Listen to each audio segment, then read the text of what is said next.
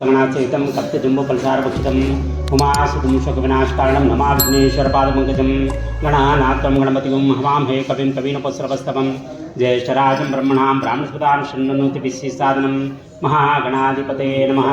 वागर्धाविल संवृत्तवागर्धो प्रतिपत्ते जगतपितरवन्दे पार्वती परमेश्वरो गुरुवे सर्वलोकानां विशदे भौरविनां निधे सर्वविद्यानां दक्षिणामूर्ते नमः। ओं श्री शंभुलिंगेश्वर नमस्तु। ఓం నమ శివాయ. పరమేశ్వర స్వరూపమైనటువంటి సభకి నమస్కారం చేస్తూ, మనకి భారతదేశంలో వర్ణ వ్యవస్థ అనేది ముందు నుంచి బలంగా మన నాగరికతలో పాతుకుపోయింది. ఈ 4 వర్గాల్ని గీతాచార్యుడైనటువంటి శ్రీకృష్ణుడు అర్జునుడికి ఒక శ్లోక రూపంలో చెప్తాడు. చాతుర్వర్ణ మయా సృష్టి గుణాకర్మ విభాగశయ అని. అంటే ఈ 4 వర్ణాలని నేనే సృష్టించినాను, వాటిని ఎలా విడదీసినాను అంటే వాళ్ళకుండే గుణాన్ని బట్టి, వాళ్ళు చేసే కర్మని బట్టి 4 విధాలుగా వాళ్ళని విభజించినాను అని చెప్తాడు. అందులో మనకి మొట్టమొదటిగా బ్రాహ్మణ, క్షత్రియ, వైశ్య, శూద్ర ఈ 4 వర్ణాలు సమాజానికి చాలా చాలా ముఖ్యమైనవి. దీంట్లో ఏ ఒక్కటి లేకపోయినా మిగతావేవి నడవు. అంటే ఒక వెహికల్కి 4 చక్రాలు లాంటిది, ఏ ఒక్క చక్రం లేకపోయినా బండి ఆగిపోతుంది. ఇవి అంత బ్యాలెన్స్డ్గా చేసి అప్పుడు శ్రీకృష్ణుడు చెప్పిన ప్రకారం వీళ్ళని ఎలా మార్చినారంటే, ఎలా విభాగించినారంటే వాళ్ళ గుణాన్ని బట్టి. ఇప్పుడు ఒక మనిషి మంచివాడు ఉంటాడు, చెడ్డవాడు ఉంటాడు, అసురగుణయ్యుడు ఉంటాడు, చెడ్డ గుణాలు కలవాడు ఉంటాడు. అలాంటి వాళ్ళని వాళ్ళ గుణాన్ని బట్టి వాళ్ళకు ఒక వర్ణాన్ని ఇచ్చుకుంటూ పోయినారు. ఇక్కడ ఒక ఉదాహరణ చెప్తాం. ఒక మనిషి శూద్రుడు అనుకుందాం. ఆ శూద్రుడికి చాలా మంచి పెద్ద గుణం ఉంటుంది. ఆయన్ని లెక్క తీసుకునేటప్పుడు ఆయన గుణాన్ని బట్టి ఆయన్ని బ్రాహ్మణుడి కింద తీసుకుంటారు. ఎందుకంటే ఆయన గుణం బ్రాహ్మణుడిలా ఉంది కాబట్టి. ఇక్కడ అట్ ద సేమ్ టైం ఒక బ్రాహ్మణుడికి చాలా నీచమైన బుద్ధి ఉందనుకోండి, ఆయన్ని తీసుకొని వచ్చి శూద్ర గుణంలో కలిపేస్తారు. ఇది గుణ విభజన అంటారు. అంటే గుణాన్ని బట్టి వాడు అసుర గుణం కలవాడా, సురగుణం కలవాడా, అసుర అంటే దేవత గుణం కలవాడా లేదా రాక్షస గుణం కలవాడా అనే దాన్ని బట్టి అక్కడ విభాగాలు జరిగినాయి. రెండోది కర్మ విభాగశయ. అంటే వాడు చేసే కర్మని బట్టి వాడిని విభాగించినాను. దాంట్లో ఇప్పుడు అడ్మినిస్ట్రేషన్ నడిపే వాళ్ళు, మనకిప్పుడు రాజకీయవేత్తలు ఉన్నారనుకోండి, లేదా దేశానికి ఒక ప్రెసిడెంట్, మనకి గౌరవనీయులైనటువంటి ద్రౌపది ముర్ము గారు ఉన్నారు ఇప్పుడు ప్రస్తుతం. ఒక ప్రెసిడెంట్ కన్నా అనుకుంటే లేట్ నైట్ రాత్రి 12 అయినా 1 గంట అయినా 1 నిమిషంలో యుద్ధాన్ని స్టార్ట్ చేసేయచ్చాయి. ఆమెకు అంతటి పవర్స్ ఉంటాయి. ఒక దేశం మీద ఆమె ఒక ఆర్డర్ ఇచ్చేసిందంటే దాన్ని ఎవరు క్రాస్ చేయడానికి లేదు. ఇంకా ద అల్టిమేట్ పవర్. దీన్నంతా నడిపేది ఏది? ఒక బ్రాహ్మణ వ్యవస్థ అంటారు. ఇక్కడ బ్రాహ్మణ అంటే కులం అని కాదు, బ్రాహ్మణ అంటే అడ్మినిస్ట్రేషన్ అనేది అర్థం. అంటే ఆ గుణాన్ని ఏదైతే ఆపరేట్ చేస్తుందో మన మానవ శరీరానికి ఈ తల అనేది అడ్మినిస్ట్రేటివ్ సెక్షన్. ఇది ఏం చెప్తే ఇది అదే చేస్తుంది. ఇటువంటిదే ఈ అడ్మినిస్ట్రేషన్ సెక్షన్. దాన్ని మనం బ్రాహ్మణుల కింద తీసుకుంటాము. బ్రాహ్మణులు అంటే మనకి కులరీత్యా అంటే పుట్టడం బ్రాహ్మణ కులంలో పుట్టిన వాళ్ళని బ్రాహ్మణం అనేది కాదు. బ్రాహ్మణం అనేది ఒక తత్వం అది. ఇక నెక్స్ట్ వచ్చేసి బ్రాహ్మణం అయిన తర్వాత క్షాత్రం, క్షత్రియం అనేస్తుంది. ఒక దేహంలో 4 భాగాలు చేసుకుంటే ఇది బ్రాహ్మణం అవుతుంది, ఇది క్షత్రియం అవుతుంది. క్షత్రియుడికి గుండె భాగాన్ని ఎందుకు ఇచ్చినా అంటే, ఒక శత్రువు మీదకి వచ్చినప్పుడు తన గుండెల్ని వెడల్పు చేసుకొని శత్రువు మీదకి దూకేవాడు కాబట్టి శత్రువుకి ఈ ఎద భాగాన్ని ఇచ్చినారు. గుండె చూపించి పోరాటానికి పోయేవాడు కాబట్టి శత్రుడికి ఈ గుండె భాగాన్ని ఇచ్చినాడు. ఇక కడుపు అనేది ఉదరం. ఈ ఉదర పోషణార్థానికి ఏమవుతుందంటే మనిషి చాలా రకాలుగా చాలా కర్మలు చేస్తాడు. కర్మ అంటే వాడు వాడి సంసారాన్ని, వాడి బతుకుని ఈడ్చడానికి ఏదో ఒక పని చేసుకోవాలి. అంటే అది చేసుకోవాలంటే ఏదో ఒక వ్యవహారం చేసుకోవాలా. చేతి పని చేసుకోవడమో లేదా ఒక వస్తువుని ఒక దగ్గర నుంచి తెచ్చి ఇంకొక దగ్గరికి అమ్మడమో, ఇటువంటి కార్యాలు ఆ కాలంలో వైశ్యులు చేసేవాడు. వైశ్యులు అంటే కోమటోళ్ళు ఒకటే చేస్తారని కాదు, ఒక వస్తువును ఒక చోట నుంచి తెచ్చి ఎక్కడైతే చాలా కాస్ట్లీగా అమ్మబడుతుందో అక్కడ అమ్మడమే వ్యవహారం. దాన్ని వ్యాపారం అంటారు. అది మనకి ఈ ఏదైతే వైశ్య దాంట్లో చేస్తుంది. అంటే వ్యాపారం చేసేవాడు వైశ్యుడి కిందికి వస్తాడు. ఈ పైన 3 బ్యాలెన్స్ చేసి అందరికీ సహాయకుడుగా ఉండి అందరినీ ముందుకు నడిపించేవాడు ఈ నడుం భాగం నుంచి పాదాల వరకు శూద్ర అన్నారు. అంటే ఎవరైతే హెల్పర్స్ పని చేస్తారో వాళ్ళంతా శూద్రుల కిందికి వస్తారు. మళ్ళీ ఈ హెల్పర్స్ కింద వచ్చేదంతా శూద్రులు అంటే ఈ ఎస్సీ ఎస్టీ వీళ్ళ అంటే అది కాదు. హెల్పర్స్ అంటే ఒక బ్రాహ్మణ ఆయన ఒక ఆఫీస్లో ఒక ప్యూన్ ఉద్యోగం తీసుకున్నాడు అనుకోండి, ఆయన చేసేది అక్కడ హెల్పర్ ఉద్యోగం కాబట్టి అక్కడ బ్రాహ్మణుడు శూద్రుడు అయిపోతాడు.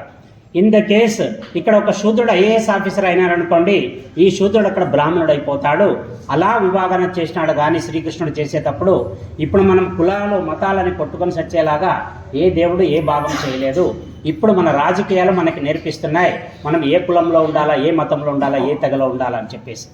ఇలాగా మనకి కులాలు మతాలు అనేది లేదు. దీనికి ఒక పర్ఫెక్ట్ ఉదాహరణ ఏమైందంటే, ఒక ఆయనకి ఈ కుల వ్యవస్థని బ్రిటిష్ వాళ్ళు మన భారతదేశంలో చాలా బలంగా తీసుకుపోయినారు. ఎందుకంటే భారతదేశంలో బ్రిటిష్ వాడు ఎంటర్ అయినప్పుడు 7,32,000 గురుకులాలు ఉన్నాయి భారతదేశంలో. ఇంకొక అబ్బురపరిచే విషయం ఏమంటే, ఇంగ్లాండ్లో మొదటి స్కూల్ స్టార్ట్ చేసింది 1811లో స్టార్ట్ చేసినారు. అది వాళ్ళ మొదటి పాఠశాల. అప్పటికే భారతదేశంలో 7,32,000 గురుకులాల పాఠశాలలు ఉన్నాయి. అంటే వాళ్ళు ఇంకా కళ్ళు తెరవక ముందే మనం శాస్త్రంలో చాలా అడ్వాన్స్డ్గా అయిపోయినాము. వాడు ఇక్కడికి వచ్చినప్పుడు దాన్ని చూసే భయపడిపోయినాడు. వీళ్ళు ఇంత తెలివిపరులు ఉంటే వీళ్ళని పాలించడం చాలా కష్టమైపోతుంది.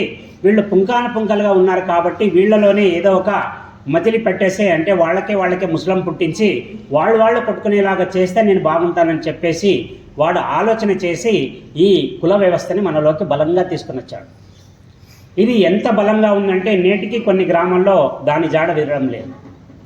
మనలాంటి టౌన్లో పెద్దగా దీని మీద ప్రభావం లేకపోయినా చాలా పల్లెటూర్లలో ఇప్పటికీ కూడా చాలా గట్టిగా నడుస్తుంది ఈ వర్ణ వ్యవస్థ.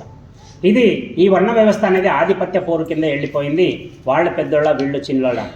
ఈ మనలో మనం కొట్టుకోవడం వల్ల ప్రతి హిందూ బలహీనుడైపోతున్నాడు. ప్రతి ఇతర మతాల వాళ్ళకి చాలా టార్గెట్ అయిపోతున్నాడు. ఎందుకంటే చాలా ఈజీగా మ్యానిపులేట్ అయిపోయేది ఒక హిందువే. ఇప్పుడు రీసెంట్గా ఒక సంస్థ హిందువుల మీద టార్గెట్ చేసింది. అది ఎలా చేస్తుందంటే, వాళ్ళ దాంట్లో పూలు పెట్టుకోకూడదు, వాళ్ళ దాంట్లో బొట్టు పెట్టుకోకూడదు. ఇక వాళ్ళకి ఎట్లా అంటే భార్యాభర్తలు అన్నా చెల్లెల్లా సంబోధించుకోవాలి.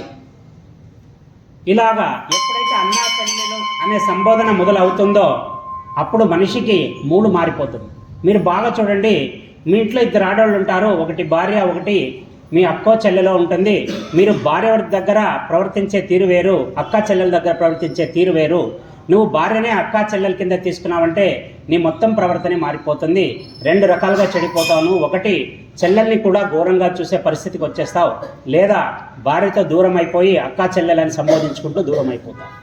దీని నుంచి ఏమైపోతుందంటే హిందువుల యొక్క సంతతి తగ్గిపోతుంది, భార్యాభర్తల కూడిక తగ్గిపోతుంది. ఆ సమయంలో వీళ్ళు ఈ మహిళల్ని వాళ్ళ వైపు గుంచేసి ఆ వ్యవస్థలోకి తీసేసుకొని వెళ్ళిపోతారు. మన రీసెంట్గా హైదరాబాద్లో ఒక బుక్ షో జరిగింది. అక్కడ 2 మహిళా మణులు, దాదాపు మీ వీడియో కూడా చాలా దగ్గర వైరల్ అయింది. 11 నిమిషాల 9 సెకండ్ల ఒక వీడియో చాలా హల్చల్ అయిపోయింది సోషల్ మీడియాలో. అందులో 2 మహిళలు పోరాడినారు. ఎలా అంటే ఆమె కూడా ఇలాగే ఒక సంస్థ యొక్క లోపలికి వెళ్ళిపోయి ఏదో నేర్చుకుందామని చెప్పేసి అక్కడ అన్ని రకాల బాధలు అనుభవించి బయటకు వచ్చి తనలాగా ఇంకొక ఆడపిల్ల కాకూడదని చెప్పేసి ఆమె అక్కడ పోయి మొత్తం అక్కడ ఒక హల్చల్ క్రియేట్ చేసి ఏం చేస్తున్నారు, ఏం చెప్పిస్తున్నారు అని చెప్పేసి గట్టిగా చెప్తున్నారు. మనకు తెలియని విషయం ఏమంటే, మనం క్రిస్టియను ముస్లిము అని మనం వేరే చూస్తున్నాం, కానీ వాళ్ళు హిందువుల్ని టార్గెట్ చేసేటప్పుడు మాత్రం వాళ్ళంతా ఒకే రకంగా ఉంటున్నారు. ఈ విషయం మనం గట్టిగా వాదించాలి. ఇక ఈ ప్రస్తావన ఎందుకు తెచ్చినానంటే, ఒక బ్రిటిష్ వాడు భారతదేశంలోకి ఎంటర్ అయ్యి కుల వ్యవస్థని చాలా బలంగా నడిపినప్పుడు ఒక ఆయనకి బ్రిటిష్ వాళ్ళు వెళ్ళిపోయిన తర్వాత ఈ నిజాన్ని ఖచ్చితంగా మనం ప్రపంచానికి చాటి చెప్పాలా, ఎలా చెప్పాలా అని ఆలోచన చేసి ఆయన బ్రిటిష్ వాళ్ళు చేసిపోయిన ఒక సర్వే రిజిస్టర్ని తీసుకున్నాడు. ఆ సర్వే రిజిస్టర్లో ఏముంటుంది అంటే, కులానికి సంబంధించిన గణన ఉంది, పిల్లలకి సంబంధించిన చదువుకు సంబంధించిన విశేషాలు ఉన్నాయి. ఇలాగా ఈ చదువు యొక్క సంబంధం అంటే ఎడ్యుకేషన్ అనేది ఎలా జరిగింది అనే దానికి ఒక రీసెర్చ్ చేసుకుంటూ తీసుకుపోతే ఆ రిపోర్ట్లు చాలా అబ్బురపరిచేవిగా వచ్చినాయి. ఆయన 7,32,000 గురుకులాల లిస్టులో యావరేజ్గా స్టూడెంట్స్ని లెక్కేసి దాంట్లో హిందూ జనాభా ఎంత, హిందువుల్లో బ్రాహ్మణ వర్గం ఎంత, ఇతర కులాల వారు ఎవరెవరు ఎంతెంత వేదాధ్యయనం చేసినారని దాని మీద, అంటే మిగతా కులాల వాళ్ళకి చదువు దొరికిందా లేదా, అప్పట్లో చదువు లేకుండా గుడి బయటే పెట్టేశారా అనే దాని గురించి ఆయన రీసెర్చ్ చేస్తే అందులో తెలిసిన విషయం ఏమంటే ఈ బ్రిటిష్ వాడు రాకముందు వర్ణ వ్యవస్థ అనేది భారతదేశంలో లేనే లేదు. 30,479 మంది మనకి యావరేజ్ మీద, అంటే పాఠశాలలు అంటే అప్పట్లో గురుకులాలంటే ఏదైనా మంచి ఆశ్రమం లాగానో, లేదా రెండోది ఏదైనా పెద్ద గుడిలో ప్రాకారం ఉంటుంది. అప్పట్లో గుళ్ళు ఎందుకు విశాలంగా కట్టేవాళ్ళంటే దేవత ఊరికే వచ్చిపోయే వాళ్ళకి ఉత్సవాలు చేసుకోవడానికి కాదు, అవి మిగతా 364 రోజులు అంటే ఉత్సవం ఉండే రోజు కాకుండా మిగతా రోజుల్లో పాఠశాలలుగా పనిచేసేవి. ఎక్కడైతే దాన్ని ఏమంటారంటే ఎలక్ట్రోమాగ్నెటిక్ వేవ్స్, అంటే ఏదైతే కాస్మిక్ ఎనర్జీ దేవుడి దగ్గర నుంచి ప్రాకారం నిండా నిండి ఉంటుందో అటువంటి చోటను విద్యని ఆర్జించడానికి కూర్చుంటే చాలా విశేషమైన జ్ఞానం వస్తుంది. అందుకనేసి అప్పుడు ఏం చేశారంటే పిల్లలంతా తీసుకొని వచ్చేసి ఆ ఆవరణలో కూర్చోపెట్టి చదువులు చెప్పేవాళ్ళు గురువులు. ఇలాగా ఈ వ్యవస్థ జరిగినప్పుడు బ్రాహ్మణులు 30,479 మంది విద్య నేర్చుకుంటే శూద్రులు 70,000 మంది నేర్చుకున్నారు ఒక సంవత్సరం. ఈ లెక్కలు ఏం చెప్తాయి అంటే మనలో మనం కొట్టుకోవడం తగ్గించుకోవాలని చెప్తుంది. ఇదంతా మధ్యలో వాళ్ళు వచ్చి మధ్యలో గిల్లేసినారు, మనం ఇంకా ఇప్పటికీ కొట్టుకుంటున్నాం. ఎందుకంటే బ్రాహ్మణుల కంటే ఆల్మోస్ట్ 3 ఎక్కువ వాళ్ళు చదువుకున్నారు, శూద్రులే వేదాలు చదివినారు. ఇంకొక ఉదాహరణ చెప్తాను.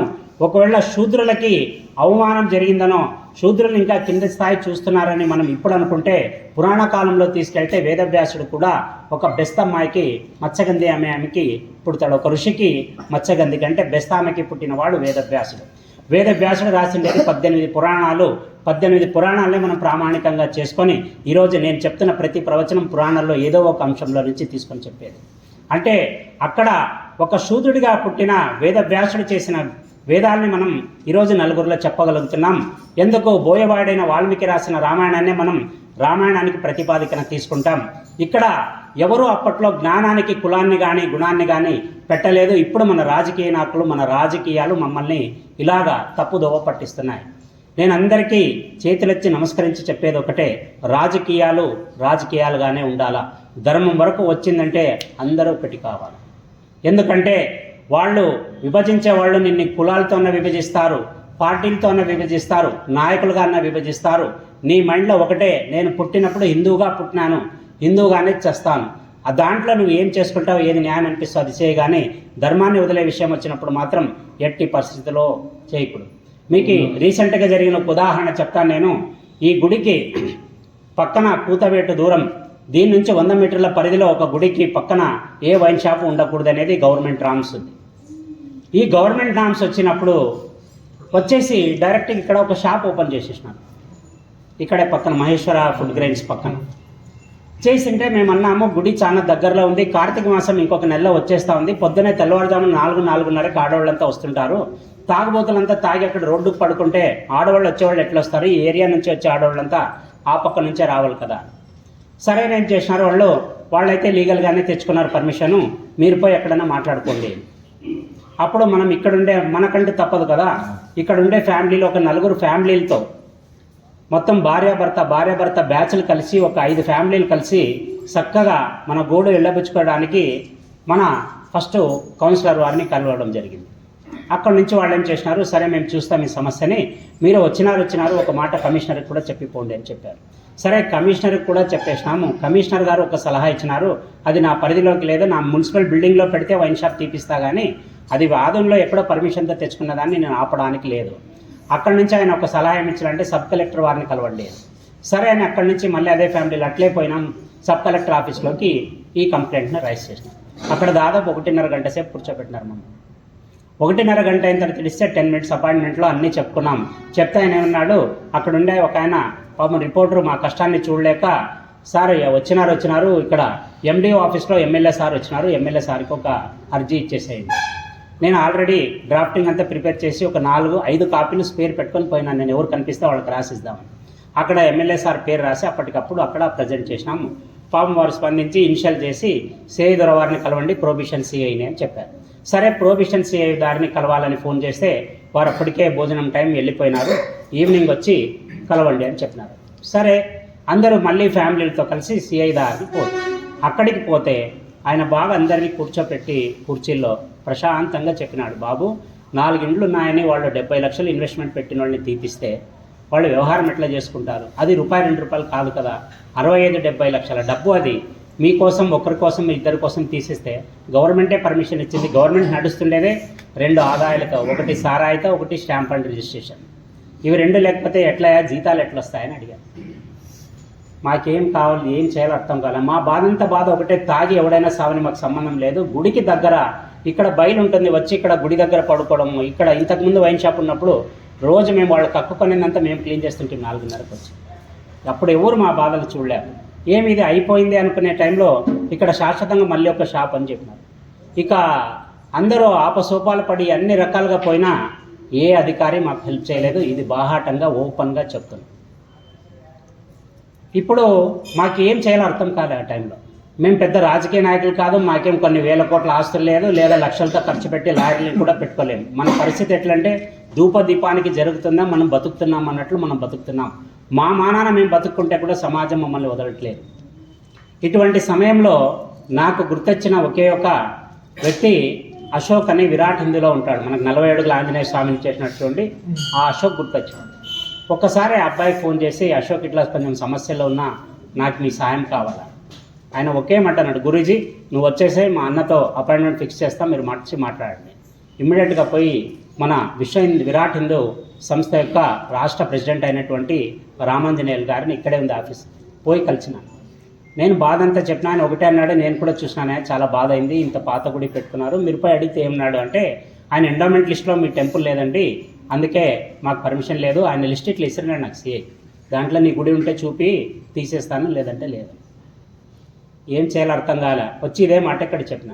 ఆయన సరే మీరు బాధపడద్దండి, నాకు ఆడవాళ్ళని ఒక 50 మందిని తయారు చేసి ఇవ్వండి. నేను అడిగినప్పుడు ఒక వారంలో వాళ్ళు ఎన్నిసార్లు పిలిస్తే అన్నిసార్లు అక్కడికి వచ్చేలా ఉండాలా. అటువంటి వాళ్ళని మీరు ఒక 50 మందిని నాకు రెడీ చేయగలిగితే నేను ఎట్లయినా తీపిస్తా ఒక నెలలో. మాకు ఉన్నంత బలం వచ్చినట్టు అయింది. ఆ రోజు ఇక్కడికి వచ్చి ఇది మళ్ళీ లాగి అయిపోతే, ఒకసారి పాతుకుపోతే వాళ్ళు తీయరని చెప్పేసి నా భార్యని ఇంకొక ఇక్కడ ఉండే ఆడవాళ్ళని పంపించి, మా ఇంట్లోకి పెండ్లిళ్ళకు కూడా అట్లా పిలిచిండేలేము, అందరికీ ఈ వెండి బర్ణీలు ఇచ్చి పంపించినాము. ఇంటింటికి పోయి బొట్టు పెట్టి, అమ్మ ఇట్లా వైన్ షాప్ పడుతుంది, పోయి చెప్పేసి వాళ్ళని వచ్చేలాగా చేయండి ఎట్లా ఒకటి. ఎందుకంటే ఆడవాళ్ళు వస్తేనే ఈ ఉద్యమం ముందుకెళ్తుంది, మొగోళ్ళతో అయ్యే పని కాదు. అప్పుడు వీళ్ళంతా పోయి ఇక్కడ కొంతమంది, అక్కడ కొంతమంది, అంతా తిరిగి దాదాపు ఒక 100 ఇండ్లు కవర్ చేసుకొని పొద్దున్నప్పటికీ ఎట్లాగైతేనేమి ఒక 40 నుంచి 50 మంది ఆడవాళ్ళు వచ్చినారు. అత్యంత హృదయ విదారకమైన విషయం ఏమంటే, 3 రోజుల నుంచి నేను శంభులింగేశ్వర గ్రూప్లో దాదాపు 800 మంది, 234 మంది యాక్టివ్గా ఉండే సభ్యులతో ఉండే ఈ గ్రూప్లో పెట్టింటే ఒక్కరంటే ఒక్కరు రెస్పాండ్ కాలే. అలా వచ్చినారు. ఎవరు వచ్చినారంటే అంతా కలిపితే ఒక 20 మంది వచ్చినారు. ఇప్పుడు వచ్చిన వాళ్ళే అడగండి, మీరు ఎంతమంది వచ్చినారు, ఆయనే చెప్తాడు. ఆయన వచ్చినాడు కదా.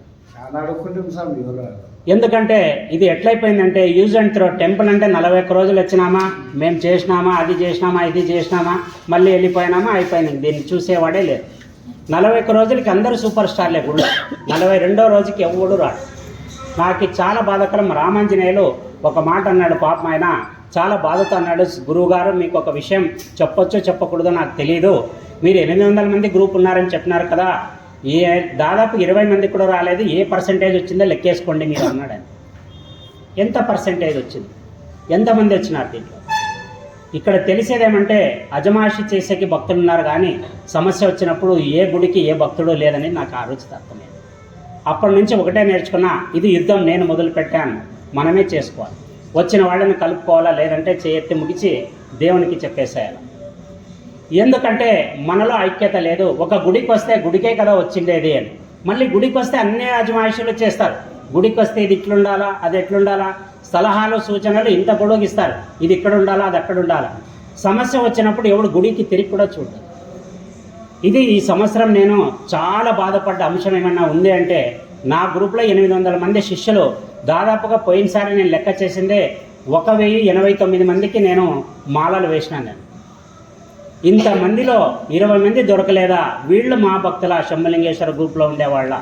ఇంతలో మీకు ఇంకొక విషయం చెప్తున్నా, నేను శంభులింగేశ్వర స్వామి గ్రూప్ నుంచి ఎగ్జిట్ అయిపోతున్నాను. నాకు వ్యవహారాలు వద్దు, సంబంధం లేని ఇష్యూస్ వస్తున్నాయి దాంట్లో, నాకు సంబంధం లేని విషయాలు దాంట్లో వస్తున్నాయి. నేను అందులో ఉండి ప్రేక్షక పాత్ర వహించేదానికంటే నేను పక్కకు వచ్చేసి నా మానాన్ని నేను ప్రశాంతంగా ఉండాలనుకుంటున్నా. ఈ గ్రూపులు గొడవలు నాకు ఏమీ వద్దు. దాని నుంచి నాకు ఒరిగింది ఏమీ లేదు, దాని నుంచి నేను పొందింది కూడా ఏం లేదు. నాకు కాదు, నా దేవుడికి కూడా ఏదీ మంచి జరగలేదు. అందుకే ఎందుకంటే ఉన్నట్టుండి ఎగ్జిట్ అయిపోతే ఏమప్ప గురుస్వామి ఎగ్జిట్ అయిపోయినాడనే మాట వస్తుందని సభాముఖంగా మీకు ఒక మాట చెప్పేసి నేను ఆ గ్రూప్లో నుంచి పక్కకు వచ్చేస్తున్నాను. అది నడుపుకుంటారో నడుపుకోరో అడ్మిన్కి తెలుసు, వాళ్ళ పరంపర వాళ్ళకి తెలుసు, నాకు సంబంధం లేదు ఈ విషయం. ఇక విషయంలోకి వద్దాం. ఈ బ్రిటిష్ వాళ్ళు చేసిన ఈ రీసెర్చ్లో ధరంపాల్ అనే వ్యక్తి 1820లో బ్రిటిషర్లు చేసిన రీసెర్చ్ ప్రతిపాదికన 70,000 మంది శూద్రులు విద్యను ఆర్జించారు. అప్పట్లో ఈ కులమత వ్యవస్థ అనేది బలంగా లేనే లేదు. ఇది మధ్యలో వచ్చింది, మధ్యలో పోతుంది. ఇక మనకి ఇప్పుడు రీసెంట్గా రన్నింగ్లో ఉండేది ఏమంటే, ట్రెండింగ్లో ఉండేది కుంభమేళా ఉంది. ఈ కుంభమేళాకి ఎందుకంత విశిష్టత వచ్చింది, దీనికి ఎందుకు ఇంత పవర్ ఉంది దీనికి? ఎందుకంటే కుంభమేళా భారతదేశంలో 4 చోట్లే జరుగుతుంది, 5వ చోట జరిగే సాధ్యమే లేదు. ఎందుకు అక్కడే జరగాల, మిగతా దగ్గర ఎందుకు జరగకూడదు అంటే, ఇది పురాణాల్లోకి వెళితే మందర పర్వతాన్ని చిలికేటప్పుడు వాసుకి అనే సర్పాన్ని తాడుగా మలుచుకొని ఒక పైకి రాక్షసులు ఒక పక్క దేవతలు దాన్ని చిలికినప్పుడు ఆ ఫస్ట్గా వచ్చిన హాలాహలాన్ని ఆదిశంకరుడు స్వీకరిస్తాడు. ఎందుకంటే జీవాలన్నీ చచ్చిపోతాయి ఆ ఘోరమైన విషానికి అని చెప్పేసి శంకరుడు హాలాహల భక్షణ చేస్తాడు. దాని తర్వాత అమృత భాండం వస్తుంది. అమృత భాండం వచ్చే లోపల ఒక్కసారిగా వాళ్ళకి గొడవలు మొదలైపోతాయి. ఈ అసురులు ఈ దేవతలకి ఒక పోటీ నిలుకొని నీది నాది అని గుంజుకునే ప్రయత్నం చేసినప్పుడు ఒక 4 చుక్కల అమృతం అంటే 4 క్షేత్రాల్లో ఒక్కొక్క చుక్క పడిందని చెప్పేసి ఆ చుక్కలు పడిన చోటే మనకి ఈ కుంభమేళాలు మనకి జరుగుతాయి. అది ప్రయాగు, ఉజ్జయిని, నాసిక్లోని, ఇంకా ఒకటి ఉజ్జయిని. ఇప్పుడు ప్రయాగరాజ్లో జరుగుతుంది, ఉజ్జయినిలో ఒకటి ఉంది, కాశీలో ఒకటి ఉంది. ఇలాగా ఈ 4 ప్రాంతాల్లో జరిగినప్పుడు మాత్రమే మన కుంభమేళాలు ఉంటాయి. ఇందులో దాదాపుగా ఎక్కడ కుంభమేళా ఉన్నా 12 సంవత్సరాలకు ఒకసారి చేసే కుంభమేళా ప్రయాగరాజ్లో ఈసారి వచ్చిండే విశేషం ఏమంటే 12 సార్లు అంటే 144 సంవత్సరాలకు వచ్చే, అంటే 12 × 12 చేస్తే 144 సంవత్సరాలకు ఒకసారి చేసే మహాకుంభమేళా. మామూలుగా 12 సంవత్సరాలకు వచ్చేదాన్ని కుంభమేళా అని, 144 సంవత్సరాలకు వచ్చేదాన్ని మహాకుంభమేళా అని మనకి వ్యవహారంలో ఉంది. అటువంటి కుంభమేళా మహాకుంభమేళా ఇప్పుడు జరుగుతూ ఉంది. మొట్టమొదటి స్నానం అఘోరి స్నానం, నాగా సాధువుల స్నానం చేపిస్తారు. వాళ్ళ స్నానం అయ్యేంత వరకు మిగతా మామూలు జనాల్ని లోపలికి వదలరు. ఎందుకు వాళ్ళ స్నానం అయిన తర్వాత మమ్మల్ని వదులుతారంటే, ప్రముఖమైన పాత్ర వాళ్ళది ఉంది కాబట్టి సమాజంలో మనం అన్ని కష్టపడుతున్నాం, అన్ని చేస్తున్నామని మనం అనుకుంటున్నాం, కానీ మన వెనుక ఒక అదృశ్య శక్తి మమ్మల్ని నడిపిస్తుంది. అటువంటి శక్తిని జనరేట్ చేసేవాళ్ళు నాగా సాధువులు. వాళ్ళలో 2 భాగాలు ఉన్నారు, శాస్త్రధారులు, 2 శస్త్రధారులు. శాస్త్రధారులు చదువుని వేదాల్ని నెక్స్ట్ వాళ్ళకి నేర్పిస్తే, శస్త్రధారులు మాత్రం ఆయుధాలు పట్టుకొని యుద్ధం చేస్తారు. ఇటువంటిది ఒక చరిత్ర మనకి మొహమ్మద్ షేక్ అబ్దాలి అనే ఒక వాడు గోకుల్ని, మధురాని 2 అటాక్ చేసి విగ్రహాన్ని ధ్వంసం చేయాలని వచ్చినప్పుడు నాగా సాధువులే యుద్ధం చేసి వాళ్ళని ఓడించినారు, వాళ్ళని వాళ్ళ దేశ అంచుల దాకా పరిగెత్తించినారనేది చరిత్రలో మనకి తెలుస్తుంది. నాగా సాధువులు అంతటి పవర్ఫుల్ వాళ్ళు. హిందూ ధర్మ పరిరక్షణ కోసం ఆదిశంకరాచార్యుల వారు 8వ శతాబ్దంలో స్థాపించిన ఒక విభాగంలో ఒక భాగమై వాళ్ళు పనిచేస్తున్నారు. ఇక వీళ్ళు ఈ అఘోరీలు నానా రకాలుగా నానా రూపాలుగా మనకి ఇక్కడ వస్తారు. వాళ్ళు ఎక్కడ ఏ మూలన ఉన్నా కూడా కుంభమేళాకి కానీ ఖచ్చితంగా వాళ్ళు వచ్చి తీరాలా. వాళ్ళకు ఒక ఆచారం ఉంది, కుంభమేళాలో ఖచ్చితంగా ఒక పవిత్ర స్నానం జరగాల వాళ్ళకి. ఎందుకంటే వాళ్ళ సాధనకి అది చాలా ముఖ్యమైనది. అలాగా దాంట్లో వచ్చిన దాంట్లో ఒక ఆయన ఇలా చెయ్యి ఎత్తినాడు, ఒక బాబా. ఆయన దాదాపుగా 9 ఏళ్ల నుంచి ఈ చెయ్యి ఇట్లాగే ఉంది. ఆయన ఏమంటే ఈ చేతిని వాడాడు, దీన్ని దేవునికి అర్పణ చేసేసినాడు. ఇంకా ఈ చెయ్యి ఎప్పటికీ కిందకి దిగదు, ఇది ఇలాగే ఉండిపోతుంది. ఆయన చనిపోయినప్పుడు ఈ చెయ్యి ఇలాగే ఉంటుంది. ఒక ఆయన, ఇంకొక ఆయన నెత్తి మీద దాదాపు 2 లక్షల రుద్రాక్షాలు ధరించాడు. దాని తూకం దాదాపు 45 కేజీలు. ఆయన తన జటాన్ని పట్టుకోవడానికి వెనకల నుంచి ఒక టవల్ని సపోర్ట్ తీసుకొని ఉంటాడు. ఎప్పుడు ఇలా టవల్ని కానీ లేదా చైన్ కానీ వెనకల సపోర్ట్ తీసుకొని నడుస్తూ ఉంటాడు. ఇలాగా ఒక ఆయన నెత్తి మీద గింజల్ని పండించినాడు. దాన్ని రిపోర్టర్స్ చాలా రకాలుగా చెక్ చేసి చూసినారు. లోపల ఏమైనా మట్టిగిన ఉందేమో అని ఆ జటల్ని విడదీసి లోపల చెక్ చేస్తే ఆయన ఒకటే అన్నాడు, మీకు ఒక్క ఇసూరేణువ కనిపించినా నా నెత్తిలో నా తలని తీసిచ్చేస్తానని చెప్పారు. కేవలం సాధన ద్వారా మాత్రమే నెత్తి మీద ఆయన గోధుమలు కావాలంటే గోధుమలు పండిస్తాడు, బియ్యం కావాలంటే బియ్యం పండిస్తాడు. అంతటి మహానుభావులు ఇప్పుడు ఆ కుంభమేళాలో ఉన్నారు. అటువంటి వాళ్ళు చేసిన పవిత్ర స్నానంలో మనం కూడా స్నానం చేస్తే ఎంతో మనకి ఆరోగ్యవంతదాయకం, మంచి మనసు వస్తుంది. ఇలాగే వీళ్ళకి అసలు ఎందుకు వీళ్ళు ఇంత కఠినంగా ఉంటారు, వీళ్ళని ఎందుకు ప్రపంచం కొంచెం దూరం పెడుతుంది, వీళ్ళని చూస్తే భయపడుతుంది అంటే వాళ్ళ ఆచారాలు చాలా విచిత్రంగాను జుగుత్సాకరంగాను ఉంటాయి. కానీ వాళ్ళు అవలంబించే పద్ధతులు చెడు అయినా కూడా, అంటే చెడు అని మనం చెప్పకూడదు, అవలంబించే పద్ధతులు వేరైనప్పటికీ కూడా వాళ్ళు చివరిగా చేరాలనుకునేది మాత్రం ఆ పరమేశ్వర సన్నిధికే. వాళ్ళలో ముఖ్యంగా మనకి ఒక మోటో ఉంటుంది. అంటే ఒక సంస్థ స్థాపించినారనుకోండి, ఆ సంస్థకి ఏమేమి ఉంటుందంటే మనం ముందు కార్యాచరణ ఏంటి, మనం ఏం చేయాలా ఏం చేయకూడదని మనకి ఒక పార్టీకి కానీ ఒక సంఘానికి కానీ ఒక సమాజానికి కానీ ఒక క్లారిటీ ఉంటుంది. అలాగా అఘోరాలకి కూడా ఒక రూల్ ఉంటుంది, దాన్ని వాళ్ళు ఖచ్చితంగా పాటిస్తారు. వాళ్ళు రీసెంట్గా అఖాడా అనే ఒక సంస్థ ఉంటుంది. అది వాళ్ళని సాధన చేసే వాళ్ళని సాధువులుగాను అఘోరీలుగాను నువ్వేం కావాలంటే మొత్తానికి ధర్మం వైపుకు తిప్పుకునే ఒక అఖాడా ఉంటుంది. అటువంటి ఉత్తర భారతదేశంలో ఎక్కువ, మన దగ్గర తక్కువ. దాంట్లో ఈ మధ్య ప్రతి సంవత్సరం దాదాపుగా 1,00,000 మంది దాకా సాఫ్ట్వేర్ ఇంజనీర్లు, పెద్ద పెద్ద ఎడ్యుకేటెడ్ ఐఐటి వాళ్ళు ఇప్పుడు వెళ్ళి సన్యాసుల్లో కలిసిపోతున్నారు. ఎందుకు అంటే వాళ్ళకు అర్థమైపోయింది జీవితంలో ఏది లేదు, మనం ఊరికే రన్నింగ్ రేస్లో ఉన్నాం కానీ దీని నుంచి ఏది పొందట్లేదు. రీసెంట్గా అభయ్ సింగ్ అనే ఒక అఘోరి చాలా ఎక్కువగా ట్రెండ్ అవుతున్నాడు ఇప్పుడు. ఆయన ఒక ఇంటర్వ్యూవర్ పోయి ఆయన దగ్గర ఇంటర్వ్యూ అడిగితే, మీరు ఏం చదివినారు స్వామి, బాగా మాట్లాడుతున్నారు కదా అంటే, నేను ఐఐటి ముంబైలో చదివినా అని చెప్పినాడు. ఆయనకి ఇంటర్వ్యూవర్కే ఒక నిమిషం నేను తప్పుగా విన్నానా అనుకొని, బాబా ఇంకొకసారి చెప్పండి ఆ మాట అని. ఆయన అన్నాడు, నేను ఐఐటి ముంబైలో చదివానయ్యా, కెనడాలో 1 సంవత్సరానికి 36 లక్షలకి జీతానికి పనిచేసిన, 3 సంవత్సరాలు ఆ ఉద్యోగంలో ఉన్న, ఒక అమ్మాయిని ప్రేమించా, తర్వాత తెలిసింది ఇవన్నీ అబద్ధమని వచ్చేసి ఇప్పుడు ఇక్కడ దీంట్లో ఉన్నాను. అటువంటి సైంటిస్టులు, సాఫ్ట్వేర్ ఇంజనీర్లు, ఎనీ ఇంజనీర్, మేధావులు, డాక్టర్లు ఎంతోమంది వచ్చేసి ఇప్పుడు అఖాడాలో జాయిన్ అయిపోతున్నారు. ఎందుకంటే మానసిక పరివర్తన. ఒక్కసారి ఈ సబ్జెక్టు ఈ విషయాల నుంచి స్టాప్ చేసేసి దేవుని వైపుకి తిరిగిందా, దాన్ని ఆపేది ఎవడు తరం కాదు. అట్లాంటి వాళ్ళు అఘోరీల్లో చాలామంది యూత్ ఉన్నారు. ఒక పిల్లోడు 10 ఏళ్ల పిల్లోడు అఘోరీ నాగాసాధువుల్లో ఉన్నారు. ఇలాగా వాళ్ళ సాధనలో ముఖ్య ఉద్దేశం ఏమంటే, వాళ్ళు సత్యయుగం నుంచి ఉన్నారని పురాణాల్లో చెప్తున్నారు. వీళ్ళకి గురువు గోరఖ్నాథ్ని, గురు దత్తాత్రేయుడని, పరమశివుడని నానా రకాల వాదాలు ఉన్నప్పటికీ కూడా సాక్షాత్కారాల ప్రకారం గురువు అయినటువంటి దత్తాత్రేయుడు వీళ్ళ తెగని ముందుకు నడిపినాడనేది మనకు తెలుస్తుంది. ఇక వీళ్ళ రూపం ఎట్లుంటుందంటే, దేహం మొత్తం భస్మంతో కూడి ఉంటుంది, తలకి జడలు వదిలేసి ఉంటారు, ముండనం చేసుకోరు వాళ్ళు, జడలు వదిలేస్తారు, చేతిలో ఒక ఆయుధం ఉంటుంది, వీలైతే ఒక కమండలం, వీలైనంత తక్కువ బట్టల్లో ఉంటారు, లేకపోతే అది కూడా లేకుండా ఉంటారు. ఒక రీసెంట్ ఇంటర్వ్యూలో ఒక ఆడామె ఒక సాధువుని ఇంటర్వ్యూ చేస్తూ బాబా ఇంతమందిని చూసినాను, అందరికీ ఏమీ లేదు, మీరు ఒకటే గోచి పెట్టుకున్నారేమే అని ఆమె అడిగి తిరిగే లోపల ఆయన గోచి తీసి ఆమె చేతికి ఇచ్చేసినాడు, తీసుకోపోవాలి. ఆమె పరిగెత్తింది, ఆయన చూడలేదు. ఎందుకంటే వాళ్ళు మన కోసం ఆ బట్ట తొడుగుతారు ఆతుంట కూడా, లేదంటే అది కూడా ఉండదు. అలాగా వాళ్ళకు ఉండేది దేహంపై భ్రాంతి కానీ దేహంపై అభిమానం కానీ ఇవి రెండు ఉండదు. వాళ్ళకు ఉండేది ఒకటే, నిర్భయం, భయం లేకుండా ఉండడం.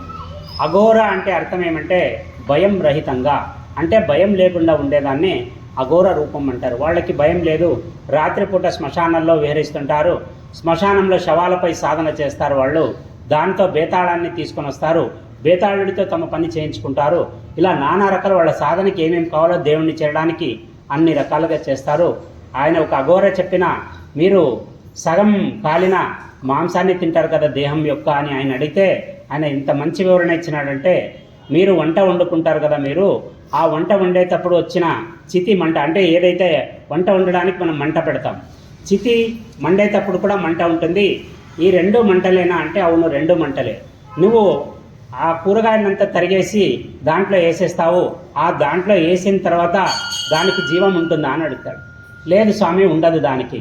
మళ్ళీ పాడ మీద వేసిన దేహానికి జీవం ఉంటుందా మేము తినేటప్పుడు? లేదు. మళ్ళీ నువ్వు దీన్ని తింటున్నావు, నేను దాన్ని తింటున్నాను.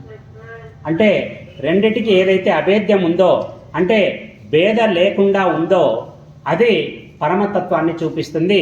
కాలువలో నీళ్ళైనా గంగా జలమైనా ఒకే రకంగా చూడగలిగే స్థాయి వచ్చినప్పుడే ఒక మనిషి ఆధ్యాత్మిక పరంగా చాలా ఉన్నత స్థాయిలో ఉన్నట్టు, ఆయన దేవుణ్ణి చేరడానికి చాలా దగ్గరలో ఉన్నట్లు. మనకి ఒక మనిషి గుళ్ళోకి వచ్చేటప్పుడు తగిలితేనే 120 సార్లు నీళ్లు చిమ్కరించుకుంటాం మనం, ఏమన్నా అవుతుందేమో. ఇది ఒక ఆత్మన్యూనతా భావం. ఒక మనిషికి కాదు. మడి అనేది ఎంతవరకు ఉండాలా అంతవరకే ఉండాలా. అది పరిమితికి మీరిపోయిందంటే అది ఒక రోగంలాగా పరిగణిస్తుంది. వాళ్ళు క్లారిటీ అంటే మళ్ళీ నిత్యం స్నానం చేయకుండా ఉండరు. వాళ్ళు ఖచ్చితంగా వాళ్ళు ఒక రోజులో 2.5 గంటలు మాత్రమే వాళ్ళు నిద్రపోతారు. మిగతా మొత్తం సమయం సాధన మీదే ఉంటుంది. ఇలాగా శవాల్ని తింటూ ఎంతో కష్టాలను అనుభవిస్తూ వాళ్ళు, శివుడు ఉండేది శ్మశానమే కాబట్టి శ్మశానాన్నే దేవాలయంగా మార్చుకొని ఎల్లప్పుడూ శ్మశానంలోనే. కాశీకి పోతే మీరు చూడాల్సింది, గుడిని కొంచెం తక్కువ చూసినా పర్లేదు కానీ మణికర్ణికా ఘాట్ని తప్పకుండా చూడాలి. అక్కడ చావు అనేది ఒక వైభవం, అక్కడ చావు అనేది ఒక సంబరం. ఎక్కడి నుంచో చనిపోయిన వాళ్ళని తీసుకొని వస్తారు. నేను కాశీకి పోయినప్పుడు నా అదృష్టానికి 4 బాడీలు ఉన్నాయి. ఒక దాని తర్వాత ఒకటి పెట్టినారు. పెట్టింటే వాళ్ళు ఎంత నీట్గా అంటే, మనం శవం అంటే అక్కడ శవం వస్తే ఇక్కడ పరిగెత్తిపోతాం మనము. అక్కడ నీట్గా పెట్టేసి బట్టని మార్చేసి వాళ్ళు తెచ్చిన పాడేది నీట్గా వైట్ బట్ట వేసేసి ఆ దేహాన్ని దాని మీద షిఫ్ట్ చేసి దానికి అన్ని చమ్కి కలర్లు రంగులవి, చీర ఆడవాళ్ళైతే చీర, మగవాళ్ళైతే ఈ పంచలాంటిది చుట్టి దానికి డెకరేషన్ చేస్తారు, నామం పెడతారు. పెట్టేసి దాన్ని తీసుకుపోయి చితి మీద పెట్టేసి అప్పుడు దాన్ని మండిస్తారు. అలాగా ఒక పండుగలాగా జరుగుతుంది. అసలు చావంటే ఇక్కడ నువ్వు కాశీకి పోయేటప్పుడు, గుడిలో పోయేటప్పుడు నీకు పాడ తీసుకుని వచ్చిన వాళ్ళు నిన్ను తగులుకుంటూ పోతారు. నువ్వు అప్పుడు మడి చేసుకుంటావా? ఎందుకంటే దాని పేరే మహాశ్మశానం. నువ్వు శ్మశానంలో పోతున్నావు, నువ్వు గుడిలో పోవట్లేదు. అది దేవుడు ఉండేది మహాశ్మశానం. శ్మశానం అంటే మనం అనుకున్నట్లు సుడుగాడని కాదు. శ్మశానం అంటే ఏ జీవి బ్రహ్మాండం నుంచి పిండాండంలోకి వచ్చి పిండాండం నుంచి మళ్ళీ బ్రహ్మాండంలోకి వెళ్ళిపోతుందో అది శ్మశానం. అంటే ఎక్కడో ఉన్నావు నువ్వు, ఇంతకుముందు వచ్చి పిండంలో పడినావు, మళ్ళీ దీని నుంచి భూమిలో పడినావు.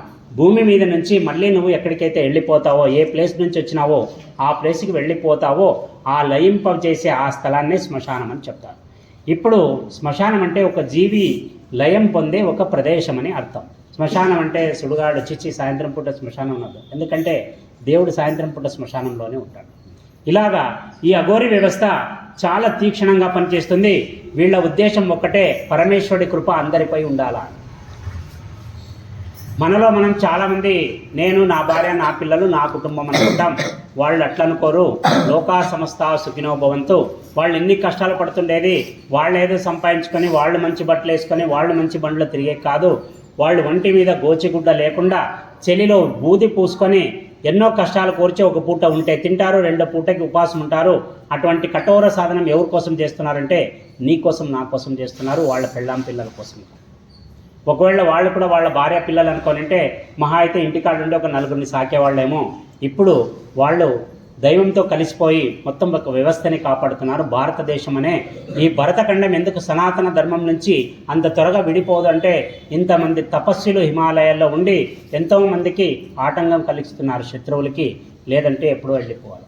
మనం ఈరోజు అనుభవిస్తున్న ఈ ప్రతి జీవితం ఎంత ముఖ్యమైనది అంటే, ఎంత బాధ్యతాయుతంగా మనం చూసుకోవాలంటే, రీసెంట్గా కాశ్మీర్లో ఒక టనెల్ నిర్మాణం కోసం అక్కడ చాలామంది ఇంజనీర్లు వెళ్ళిపోయినారు.